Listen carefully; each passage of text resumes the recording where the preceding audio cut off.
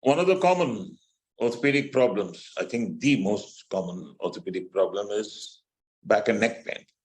Lower back pain is responsible for the maximum number of layoffs, change in careers, etc.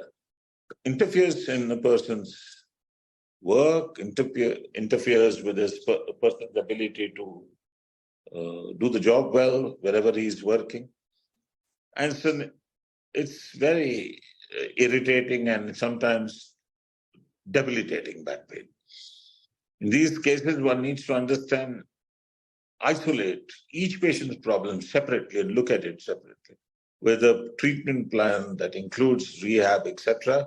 And if that doesn't work, to include injections, and in those cases where either of them don't work, then we are looking at a surgery, in which case we might have to think of stabilizing the affected level.